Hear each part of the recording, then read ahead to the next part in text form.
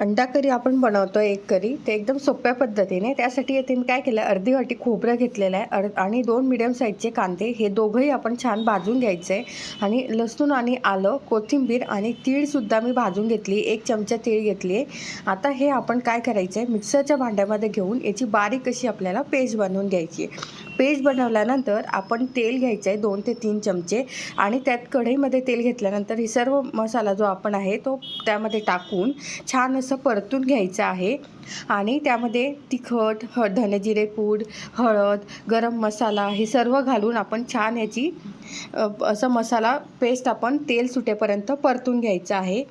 त्यानंतर आपण अंडे शिजवून घेतलेले आहेत ते अंड्यांना चीर देऊन यामध्ये सोडून घ्यायची आहे.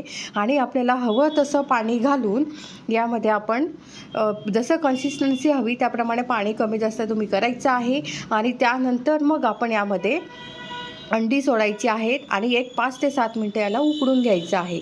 ही आपली अशी झटपट अशी ही अंडा करी तयार झालेली आहे. तुम्हाला कशी वाटली ही अंडा करीची रेसिपी ते तुम्ही मला कमेंट्समध्ये सांगा आणि त्याचबरोबर व्हिडिओला लाईक करा.